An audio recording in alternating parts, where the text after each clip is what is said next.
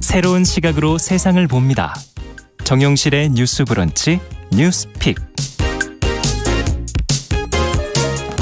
제가 수요일마다 녹음 준비를 하다 보니까 녹음 오프닝 써놓은 거를 읽고 앉아있네요. 죄송합니다. 자, 정용실의 뉴스 브런치 언제나 청취자 여러분들과 함께하고 있습니다. 오늘도 유튜브 그리고 콩앱 라디오로 들으시면서 실시간으로 의견 보내주시면 감사하겠습니다. 네, 방송 사고 아니냐고. 남의 불행은 나의 행복. 너무하신 거 아닌가요? 자, 오늘도 뉴스픽으로 저희는 문을 열어보겠습니다. 월요일, 수요일 이 두 분과 함께합니다. 전혜연 우석대 개공 교수님 어서 오십시오. 안녕하세요. 전혜연입니다. 네, 조으론 변호사님 어서 오십시오. 네, 안녕하세요. 조으론입니다. 자, 앞서 잠깐 말씀을 드렸었는데 지금 노동경제 현안에 대해서 의견을 조율하는 곳인 경제사회노동위원회 이제 위원장으로 김문수 위원장이 어제 취임을 했습니다. 임명되기 전부터 지금 여러 가지 우려가 나왔는데요. 노동관, 정치 성향 이런 것들이 좀 지적이 되고 있고 어제 이제 약식 기자간담회가 있었고 거기서 이제 의견을 좀 밝혔다고 하거든요. 어떤 얘기들이 오갔는지 정 교수님께서 지금까지 보도에 나온 내용을 좀 먼저 정리를 해 주시죠. 예, 경제사회노동위원회는요. 대통령 직속의 사회적 대화 기구입니다. 네. 이름에서 알 수 있듯이 노동자, 사용자 단체 그리고 정부가 같이 고용노동 정책을 협의하고요. 대통령에게 정책 자문을 하기 위한 대화 기구인데요. 예. 위원장은 장관급으로 임기는 2년입니다. 윤석열 정부의 첫 위원장은 김문수 전 경기도지사가 임명된 상황이고 네. 김문수 신임 위원장이 4일 위원장 취임식을 갖고 현안에 대한 입장을 또 밝히기도 했습니다.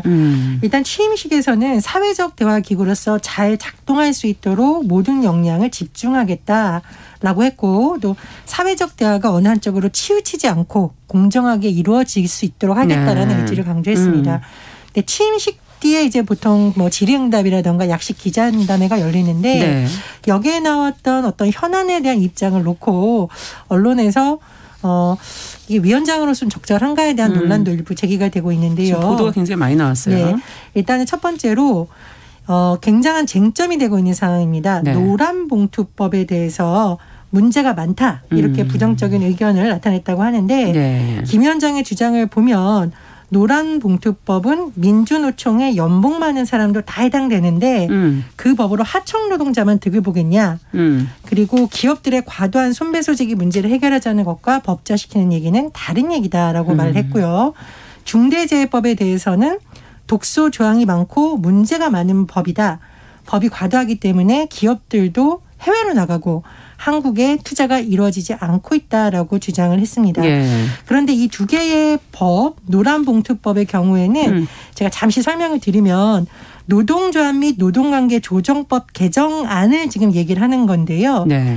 노동자들의 쟁의행위에 대한 기업의 손해배상 소송이 자칫하면 노동자의 쟁의행위를 막는 요소가 될 수 있다는 논란이 있었기 때문에 그것을 개정하자는 취지로 지금 민주당과 정의당이 이번 국회에서 통과시키겠다라고 강조하고 있는 법안입니다. 네. 다만 제기에는 여기에 대해서 불법 행위를 지금 방조하는 것이라든가 오히려 부추길 수 있다는 식으로 반대하고 있고요. 네. 중대재해법의 경우에는 우리 프로그램에서 많이 다뤘죠. 그렇죠. 이미 지금 시행이 되고 있습니다. 예.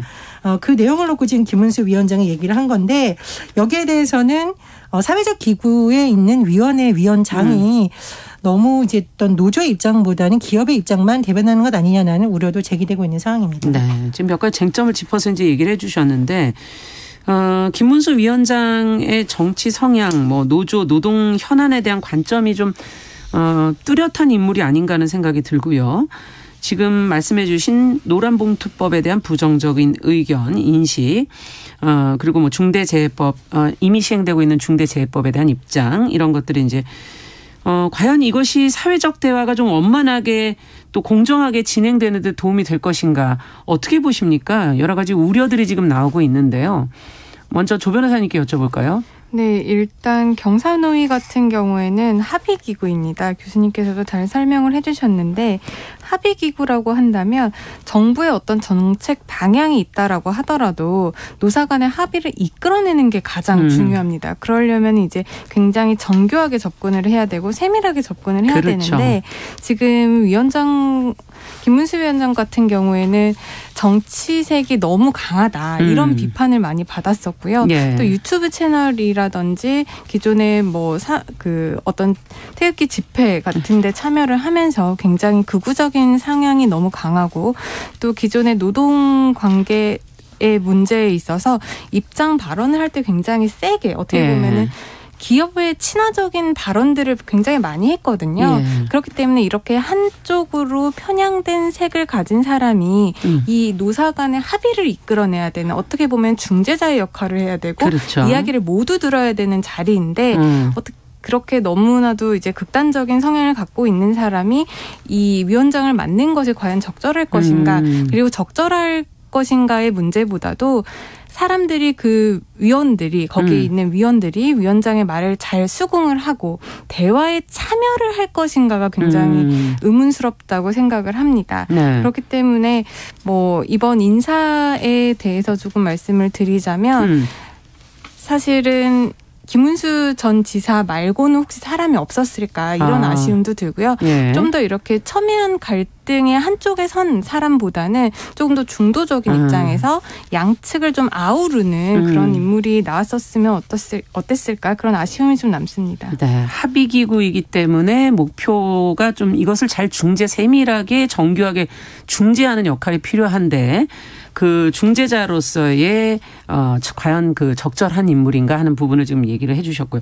정 교수님께서는 어떻게 보세요? 김문수 위원장도 사실은 노동계가 나를 못 믿는 것 안다. 이렇게 지금 뭐 인터뷰 내용들도 지금 많이 나오고 있거든요.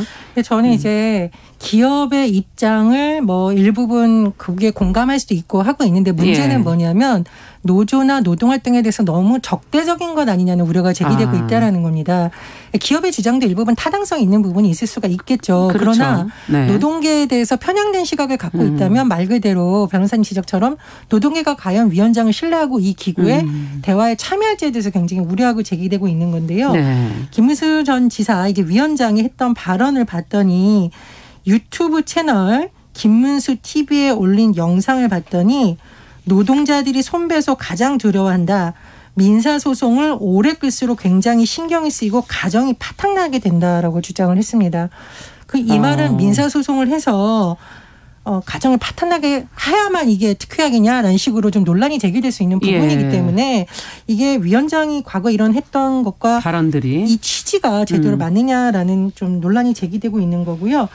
좀 쓴소리를 하자면 사실 우리가 국가교육위원회도 짚은 적이 있어요. 그때도 너무 이념 편향적인데 교육 문제가 이념의 편향성으로부터 오히려 중립적이고 독립적이어야 되는데 너무 편향적이다라는 우려가 제기됐는데 경사노위 같은 경우에도 굉장히 예민한 노동개혁 사안을 다뤄야 되는데 벌써부터 이런 우려가 제기되고 있기 때문에 앞으로 제대로 잘 될지 좀 우려가 됩니다. 그리고 위원장을 임명할 때 초기부터도 한국노총도 그렇고 민주노총에서 지금 이 대화를 촉진하는 자리에 과연 수장의 역할을 제대로 할 수가 있겠느냐라는 우려가 제기된 바 있습니다. 네.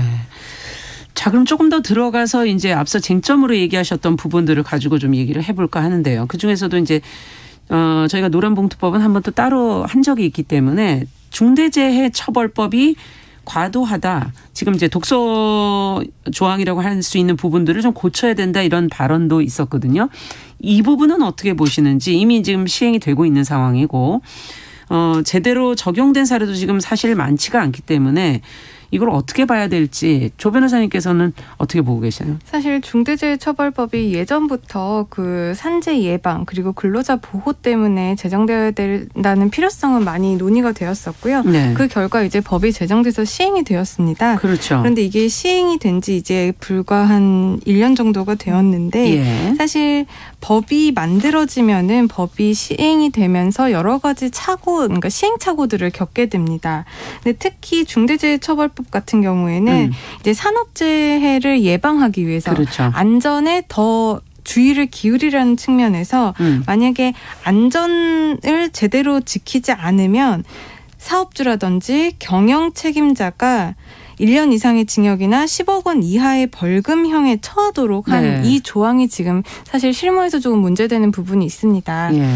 그 이제 중대재해처벌법 의 위반이라고 한다면 이제 특별사법경찰로 불리는 이제 지방고용노동청 소속의 근로감독관이 1차적으로 수사를 하게 되는데요. 이 수사를 함에 있어서 아직까지 이 법이 시행되고 여러 가지 선례들이 많지 않다 보니까 그 수사 과정에서의 혼선이라든지 수사 과정에 당연히 이제 변호사가 참여를 해야 되는데 그 참여권이 실질적으로 보장이 안 되는 부분들도 많고요. 또 산업 재해 예방이라는 것을 못하는 경우에 무조건적으로 사업주가 처벌이 되다 보니까 사업주 입장에서는 너무 위축되는 겁니다. 그러다 보니까 내가 언제 처벌을 받을지도 모른다는 생각에 굉장히 경영이라든지 이런 부분, 투자라든지 이런 부분이 위축될 우려가 있어서 사실상 기업이라든지 많은 이제 법조계에서도 이 사업주 책임 부분에 대해서 좀 완화하는 그런 법 개정이 일어나야 된다라고 하고 있고요. 사실상 이 부분은 지금 법안도 발의가 된 상태라고 알고 있고 좀 여러 가지 국민적인 그리고 사회적인 합의라든지 토론의 장은 좀 마련이 돼야 된다고 생각을 합니다. 여기서의 그 사업주라는 그 정의가 원청과 하청 때문에 이 문제가 이제 나오게 된 거 아닌가요? 네, 맞습니다. 그런 경우에 이제 원청에게도 책임을 많이 묻고 있고 여기서의 사업주는 원청을 얘기하는 것이죠. 맞습니다. 네. 자, 그러면 정 교수님께서는 이 부분은 어떻게 보세요? 근데 중대재해처벌법이 오히려 너무 지금 한계적이다라는 반론도 있거든요. 지금 중대재해법이 중소기업 같은 경우에는 50인 이상 300 미만 이렇게 여러 가지 좀 논란이 있었잖아요. 그래서 2024년부터 50인 미만 영세기업까지 법 대상이 확대되기 때문에 노동계 일각에서는 사실 현장에서는 이런 영세업자에서 중대재해처벌법의 적용을 받을 만한 산업안전사고가 많이 일어나는데 언제까지 중소기업의 일행으로 계속 이거를 유예를 시켜야 되냐 이런 반론도 있었습니다. 그러니까 이거는 경영주의 입장과 노동계 입장이 말 그대로 첨예하게 부딪히고 있는데 다만 또 중소기업이 해당되다 보니까 그렇습니다. 다만 노동자들 입장에서는 이 근로안전에 대해서 어쨌든 한번 이런 법이 만들어졌으니까 너무 경영주들의 입장만 반영할 것이 아니라 노동자들의 입장도 반영해서 보완을 하더라도 해달라는 입장이 계속 나오고 있거든요. 그렇다는 거 조금 반대 입장에서 말씀을 드리고요. 저는 뭐 이 법안에 대해서는 여야가 현장의 목소리를 들어서 보완할 수는 있다고 생각하는데 경사노위는 그런 곳이 아니잖아요. 경사노위가 법을 고치는 곳은 아니잖아요. 합의기구죠. 그렇죠. 특히 정책의 방향을 특히 끌어가는. 경사노위는 특히나 노동계의 현안에 대해서도 귀를 기울이고 말 그대로 협안이라든가 대화라든가 협의를 이끌어내야 되는 기구인데 위원장이 이런 발언을 함으로써 이미 위원회 활동을 하기 시작하기 전부터 기업의 입장만 대변한다라는 논란이 벌써 제기되고 있는 거잖아요. 그런 부분에서는 좀 주의가 필요하다고 봅니다. 네, 그리고 한 말씀만 더 드리면은 이 기업이 산재 예방을 하고 근로자 보호를 하는 건 너무 당연한 건데 이거를 하지 못했다고 해서 무조건적으로 처벌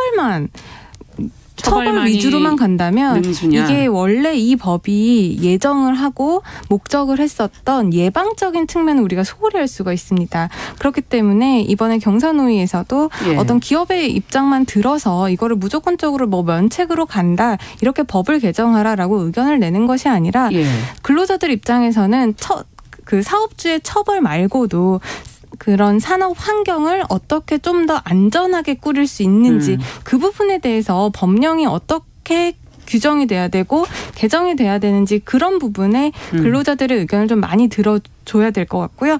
사업주 입장에서도 뭐 독소 조항이 있다라고 한다면 그 부분을 또 사회적 합의를 어떻게 이끌어내서 좀 완화를 하고 개정을 할지 이런 부분 양쪽의 입장을 모두 다 조율하는 그런 기관이 돼야 될 것 같습니다. 지금 말씀하신 것 따르면 이제 안전의 문제, 이 산업재해를 결국 이제 예방하려면 안전의 문제가 중요해지는데 저희가 세월호 때도 그렇고 보면 가장 마지막으로 미루어져 있는 예산의 비중이라든지 우선순위라든지 이런 데서 밀리고 있는 게 이제 안전의 문제가 아닌가 싶어서 이제 처벌까지도 할 수 있다라고 되어 있기 때문에 이제 좀 더 사업주가 그 부분에 신경을 써라 이런 의미인 것도 있는데 어쨌든 그것을 과연 그렇게만 한다고 그 안전의 문제가 해결되겠는가 하는 지금 지적을 해 주신 겁니다. 정 교수님께서 더 하실 말씀 있으세요?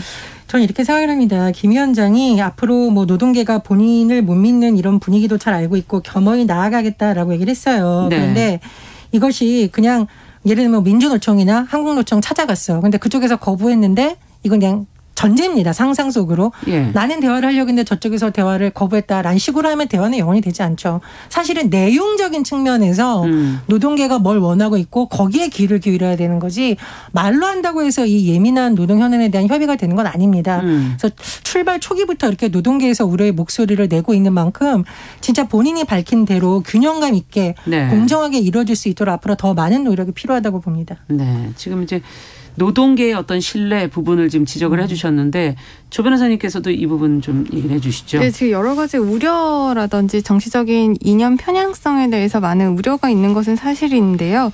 그렇기 때문에 김문수 위원장 같은 경우에도 지금 운영을 하고 있던 유튜브를 지금 닫았다고 합니다. 그렇게 본다면 자기가 이제는 어떤 정치적인 한 입장에 서서 대변을 하고 목소리를 내는 것이 아니라 그래도 어느 정도는 자기가 지금 맡은 그 위원장이라는 자리에 맞게 일을 하려는 의지를 조금 보여주는 면에서 지금 유튜브도 닫고 겸허히 나가겠다라는 이런 발언도 한 것으로 보이는데요.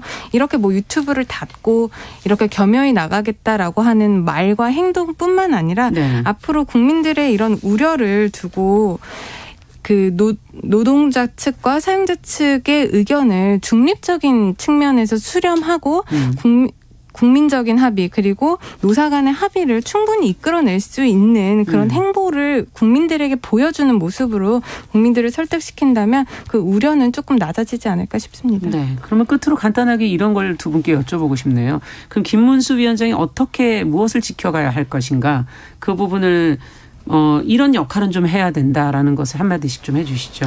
저는 다른 건 몰라도 근로자의 안전 문제에 있어서만큼은 김문수 위원장이 좀 현장의 귀를 많이 기울여줬으면 좋겠습니다. 안 그래도 지금 윤석열 정부 출범 이후로 노동계가 현 정부의 정책에 대해서 굉장히 불신을 여러 번 드러낸 바 있거든요. 그런 상황에서 경선위 위원장까지 마치 정부와 일방적으로 기업의 편을 들어준 것처럼 된다면 다른 대화 기구가 작동할 수 있는 여지가 점점 줄어들거든요. 그런 부분에서 각별한 노력이 필요하고요. 정치적으로 논란이 일어날 수 있는 발언도 자제해야 된다고 생각하는데 취임식에서 한 내용 중에 박근혜 전 대통령 탄핵에 대해서 헌법재판소 문제가 많다. 박근혜 대통령 탄핵은 잘못이라고 생각한다. 저보다 훨씬 더 깨끗한 사람이다. 이건 노동 현안도 아닌데 왜 굳이 이 자리에서 말을 해서 또다시 논란이 일게 되면 좀 의문입니다. 이런 부분도 주의가 필요하다고 봅니다. 네. 근로자 안전에 관한 부분 그리고 정치적 논란이 되는 발언들은 좀 조심했으면 좋겠다는 얘기를 해 주셨고요.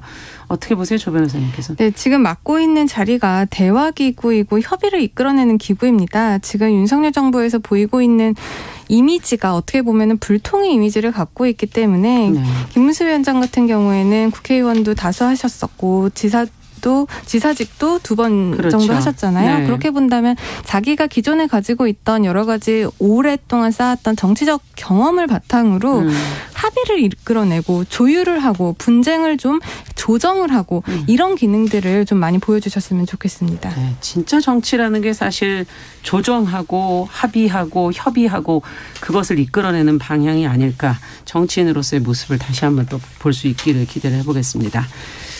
자, 두 번째 뉴스로 좀 가보도록 하죠. 최근에 고등학생이 그린 풍자 그림이 논란이 되고 있는데 어떤 그림이고 이게 무슨 상황이 벌어진 것인지 지금까지 나온 내용을 조 변호사님께서 먼저 좀 정리를 해 주시겠어요? 네, 지금 논란이 되고 있는 이 작품은 지난달 30일부터 10월 3일까지 열린 부천 국제 만화축제에서 윤석열차라는 제목으로 전시된 만화인데요. 네. 지난 7월 8월에 부천시 소속 재단법인 만화영상진흥원이 중고등학생을 대상으로 주최를 한 전국 학생 만화 공모전이 있었습니다. 고등학생 대상에 중고등학생. 그런데 여기에 출품이 돼서 이제 이 지금 논란이 되고 있는 이 작품이 카툰 부분 금상을 받았거든요. 네. 근데 이 작품을 수상을 누가 할 것인지 이런 것들을 선정을 한 것은 이제 만화영상진흥원이 이제 무작위로 추천한 심사위원들의 평가로 이루어졌다라고 합니다. 이 그림에 대해서 많은 분들이 언론을 통해서 보셨을 텐데요. 예. 지금 조금만 더 설명을 드리면 이게 만화에 기차가 나옵니다. 그런데 기차 앞에 마치 윤 대통령의 얼굴이 그려져 있는 것 같아서 이제 윤 대통령의 얼굴이 담긴 이제 열차에 이 김건희 여사로 추정되는 여성이 지금 타고 있고요. 그 뒤로는 이제 법복을 입은 검사들이 이제 손에 칼을 들고 이제 몇 명이 이제 타고 있습니다. 네. 그리고 기차 앞에는 아이들로 추정되는 사람들이 약간 기차를 피해서 약간 도망가는 듯한 그런 이제 그림이거든요. 그리고 이 만화의 공모 부분은 이제 카툰과 웹툰이었고 공모 주제는 자유 주제였습니다. 자유 주제. 그런데 지금 이제 논란이 되는 것은 이제 문화체육관광부가 이 그림에 대해서 행사 취지에 어긋난다면서 이제 엄정한 조치를 취하겠다라는 입장을 내놓았기 때문입니다. 일단 행사 취지에 어긋난다라는 입장에 대해서는 이제 중고등학생을 대상으로 주최한 전국 학생 만화 공모전에서 이런 정치적인 주제를 노골적으로 다룬 작품을 선정해서 전시한 것이 학생의 만화 창작 욕구를 고취하려는 행사 취지에 지극히 어긋나기 때문에 만화영상진흥원의 유감을 표하며 엄중히 경고한다라고 밝혔거든요. 네. 사실 문체부가 이번 공모전에 이렇게 입장을 발표할 수 있었던 것은 그 만화영상진흥원 여기서 주최를 했다라고 하는데 이곳이 부천시 소속의 재단법인이기는 한데요. 예. 국민의 세금인 그 정부 예산이 102억 원 정도 지원이 되고 있고 이 공모전에서 대상 금상 이렇게 수여가 되잖아요.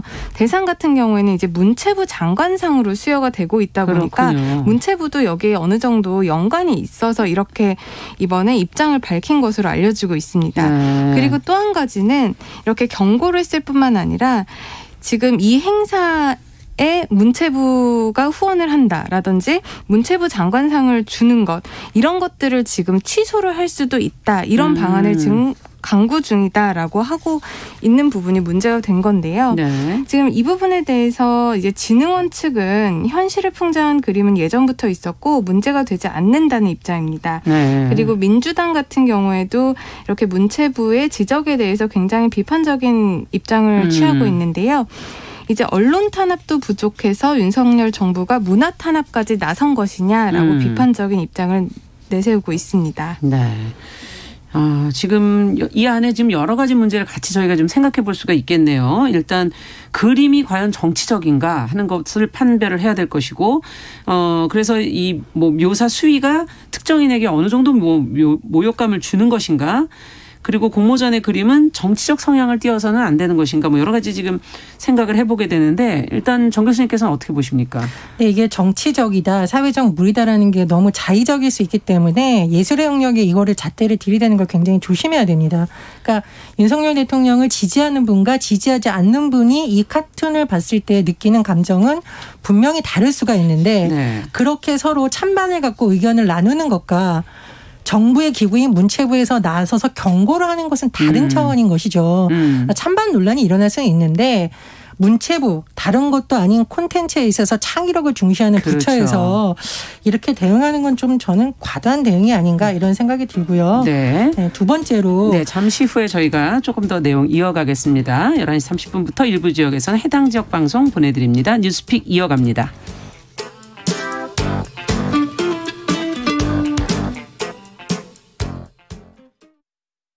지금 시각은 11시 30분입니다. KBS 여러분은 지금 KBS 1라디오 정용실의 뉴스 브런치와 함께하고 계십니다.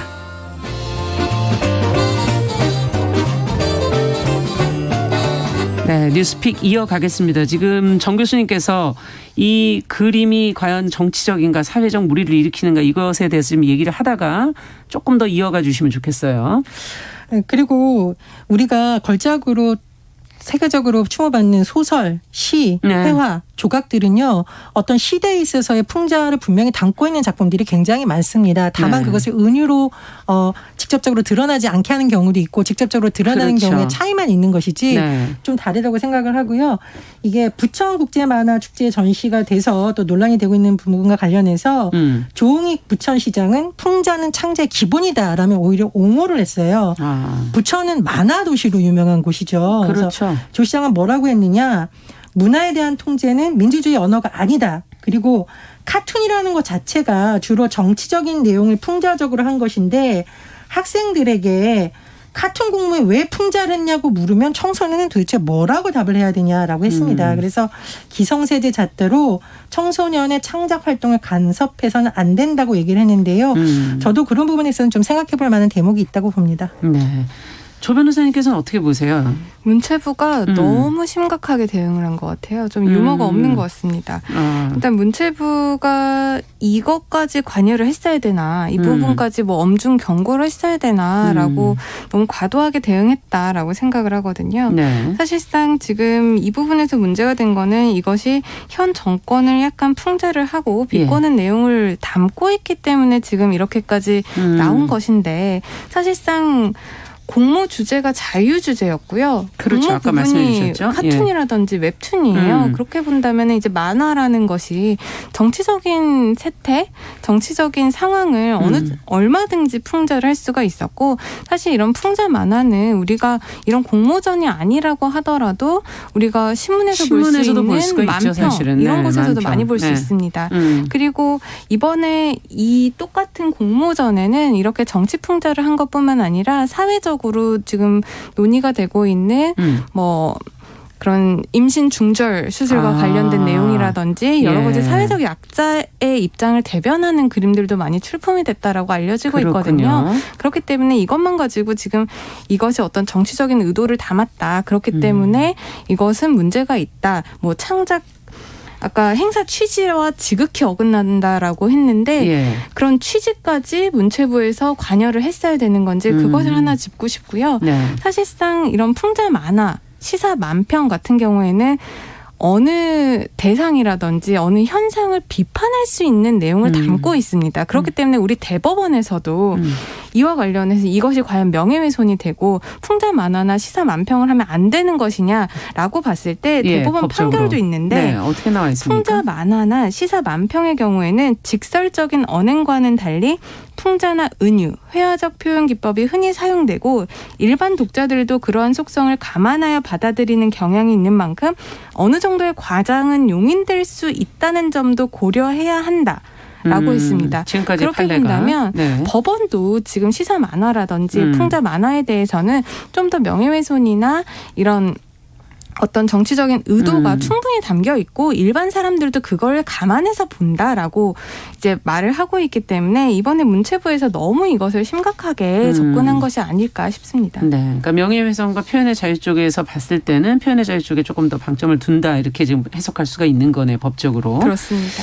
자, 그렇다면은 어떻게 보십니까? 이런 그 문체부의 경고는 일종의 뭐 그 표현 자유에 대한 침해? 이렇게 봐야 되는 건가요? 어떻게 해석해야 될까요? 근데 이게 뭐 문체부 관계자는 이런 의사를 표현했다도 아니고 보도자료를 공식적으로 낸 건데 대한민국의 문화체육관광부에서 고등학생이 그린 이 카툰에 대해서 이렇게 입장을 낼 것인가에 대해서 적절했냐는 좀 계속 논란이 될 걸로 보이고요. 두 번째로 아마 학생이라는 점을 자꾸 문체부에서 강조를 하는 거잖아요. 그럼 만약 이 그림을 그린 학생이 학교를 다니지 않는 그 연령대였으면 괜찮다는 건가요? 이것도 말이 안 되고 나이를 기준으로 우리가 하는 것도 맞지 않다는 지적이 계속 나옵니다. 웹툰협회에서 입장을 냈는데 3.1 만세운동 당시 유관순 열사의 나이는 만 16세였다라고 비판을 했는데 그럼 나이 어린 학생이 문제라는 거냐. 오히려 학생들에게 민주주의의 기본 소양에 대해서 우리가 고치려야 되고 사실 툭하면 우리가 뭐 청년 정치 얘기하고 청소년 권리를 얘기하는데 막상 그들이 어떤 사회적인 문제나 정책의 문제에 대해서 표현을 하면 공부나 하지 왜 정치 문제 하려고 그래 라는 이중성이 있다라는 겁니다. 그래서 저도 그런 점에서는 문체부가 유연하게 접근해야 된다고 봅니다. 네. 지금 4257번님께서 관련 업계 종사자시라면서 이제 의견을 주셨는데요. 그간에 관급에서 주관한 공모전이 사전에 종교 정치적 성향의 제출물에 대한 주의사항이 늘 있어서 늘 배제돼 왔는데 이번 건은 그게 적용되지 않았다는 거 그리고 의도와 다르게 결과적으로 풍자만의 자율성이 이제 공모전에서도 적용돼야 하는 그런 시점이 왔다 하는 그런 생각이 든다 이렇게 지금 의견을 보내주셨는데요. 그동안에 도리어 이렇게 제약이 더 많았다라는 얘기이기도 하거든요. 그동안에. 그동안뿐만이 아니라 이번에도 이 공모전을 이제 진행을 하면서 그 만화영상진흥원이 이 후원 명칭, 그러니까 문체부에서 이제 후원을 한다라는 후원 명칭 사용 승인을 요청을 하면서 그 계획서를 제출을 했는데요. 그 계획서에는 공모전에 있어서 4가지 결격 사항이 명시가 되어 있습니다. 그러니까 작품 의무자가 뭐 불분명하거나 뭐 저작권 침해 소지가 있거나 정치적 의도나 타인의 명예를 훼손한 작품이라든지 과도한 선정성, 폭력성을 띈 경우, 이런 경우에는 이제 결격 사항으로 하겠다라고 계획서를 제출을 했는데 공모 요강에는 이 점이 결격 사유들이 안 쓰여 있었다는 거예요. 그러니까 기존에 했다는 얘기가 맞는 말이군요. 네, 그러면. 그렇게 본다면은 뭐 만화영상진흥원에 대해서 이 공모 요강에 이러한 결격 사유를 좀 누락한 것도 문제가 될 수는 있는데 여기에 우리가 눈여겨봐야 될 것은 타인의 명예를 훼손은 하면 안 되겠지만 정치적인 의도를 담겨 있는 작품까지 이거를 우리가 배제할 것이냐, 이거는 예전부터 개인으로 볼 것이냐. 그렇죠. 그렇기 때문에 예전부터 이러한 요강이 계속해서 나와 있다라고 하더라도 정치적 의도에 대해서까지 표현의 자유를 억압을 한다라는 것에 대해서는 다시금 사회적으로 한번 논의가 필요하다고 생각을 합니다. 네. 자, 뉴스픽 오늘 여기까지 말씀을 듣도록 하겠습니다. 조으론 변호사, 전혜영 교수 두 분과 함께했습니다. 말씀 잘 들었습니다. 감사합니다. 감사합니다. 누군가는 아깝다고 생각할 우리 사회의 다양한